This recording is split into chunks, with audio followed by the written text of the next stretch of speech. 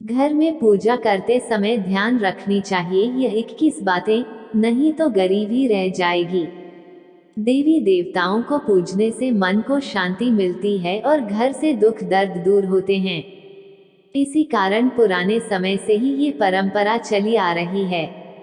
कहते भी हैं कि जब कुछ समझ में न आए तो सब भगवान पर छोड़ देना चाहिए, वो सब अच्छा ही करते हैं। इसलिए जिन घरों में हर रोज पूजा की जाती है वहाँ का वातावरण सकारात्मक और पवित्र रहता है। दरिद्रता दूर रहती है। दीपक और अगरबत्ती के धुएं से स्वास्थ्य लाभ होता है, इससे नुकसान पहुंचाने वाले सूक्ष्म कीटाणु मर जाते हैं। शास्त्रों के अनुसार पूजन के लिए कई आवश्यक नियम बताए गए हैं। इन नियमों का पालन करते हुए पूजा करने पर श्रेष्ठ फल प्राप्त होते हैं। महालक्ष्मी सहित सभी देवी देवताओं की कृपा मिलती है। यहाँ जानिए 21 नियम जो कि घर के मंदिर में पूजा करते समय ध्यान रखना चाहिए।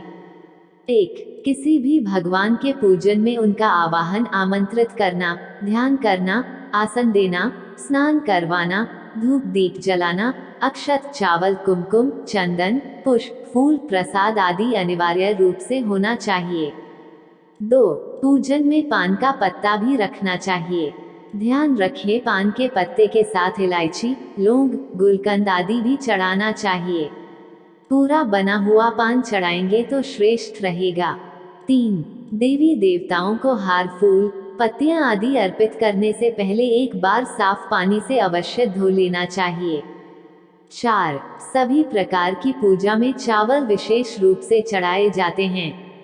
पूजन के लिए ऐसे चावल का उपयोग करना चाहिए जो अखंडित पूरे चावल हो यानी टूटे हुए ना हो। चावल चढ़ाने से पहले इन्हें हल्दी से पीला करना बहुत शुभ माना गया है।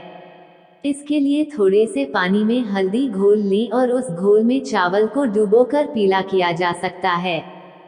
5. पूजन कर्म में इस बात का विशेष ध्यान रखें कि पूजा के बीच में दीपक बुझना नहीं चाहिए। ऐसा होने पर पूजा का पूर्ण फल प्राप्त नहीं हो पाता है। 6. भगवान विष्णु को प्रसन्न करने के लिए पीले रंग का रेशमी कपड़ा चढ़ाना चाहिए।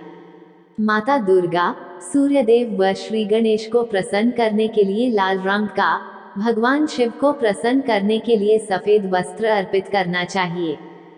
7. किसी भी प्रकार के पूजन में कुल देवता, कुल देवी, घर के वास्तु देवता, ग्राम देवता आदि का ध्यान करना भी आवश्यक है।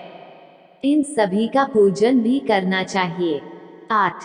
पूजन में हम जिस आसन पर बैठते हैं उसे पैरों से इधर उधर खिसकाना नहीं चाहिए। आसन को हाथों से ही खिसकाना चाहिए। 9. यदि आप प्रतिदिन घी का एक दीपक भी घर में जलाएंगे तो घर के कई वास्तु दोष भी दूर हो जाएंगे। 10. सूर्य, गणेश, दुर्गा, शिव और विष्णु ये पंचदेव कहलाते हैं। इनकी पूजा सभी कार्यों में अनिवार्य रूप से की जानी चाहिए। प्रतिदिन पूजन करते समय इन पंचदेव का ध्यान करना चाहिए। इससे लक्ष्मी कृपा और समृद्धि प्राप्त होती है। 11. तुलसी के पत्तों को 11 दिनों तक बासी नहीं माना जाता है। इसकी पत्तियों पर हर रोज जल छिड़क कर पुनः भगवान को अर्पित किया जा सकता है।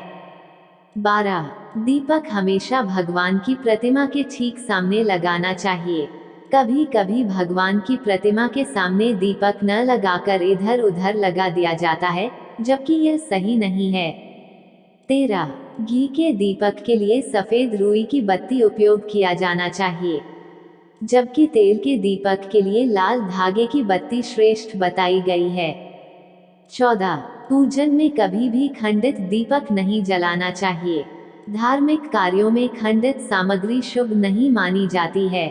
15. शिवजी को बिल्वपत्र अवश्य चढ़ाएं और किसी भी पूजा में मनोकामना की सफलता के लिए अपनी इच्छा के अनुसार भगवान को दक्षिणा अवश्य चढ़ानी चाहिए, दान करना चाहिए। दक्षिणा अर्पित करते समय अपने दोषों को छोड़ने का संकल्प लेना चाहिए। दोषों को जल्दी से जल्दी छोड़ने पर मनोकामनाएं अवश्य पूर्ण होंगी। 16. भगवान सूर्य की 7, श्री गणेश की 3, विष्णु जी की 4 और शिव जी की आधा परिक्रमा करनी चाहिए। 17. घर में या मंदिर में जब भी कोई विशेष पूजा करे तो अपने इष्ट देव के साथ ही स्वस्तिक, कलश, नवग्रह देवता, पंच लोकपाल, षोडश मातृका, सप्त मातृका का पूजन भी अनिवार्य रूप से किया जाना चाहिए।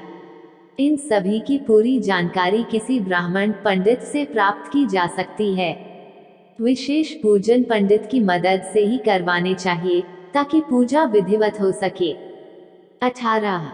घर में पूजन स्थल के ऊपर कोई कबाड़ या भारी चीज न रखें। 19. भगवान शिव को हल्दी नहीं चढ़ाना चाहिए और न ही शंख से जल चढ़ाना चाहिए।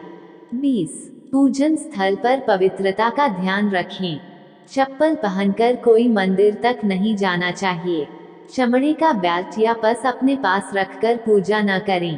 पूजन स्थल पर कचरा इत्यादि न जमा हो पाए।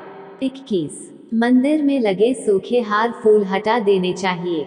यदि आपको ये जानकारी अच्छी लगी है तो एक लाइक और एक सब्सक्राइब जरूर करें। साथ ही कमेंट में ओम श्री विष्णु प्रियाय नमः लिखें या फिर जय मां लक्ष्मी लिखें। वीडियो को देखने के लिए और आपका बहुमूल्य समय देने के लिए दिल से धन्यवाद।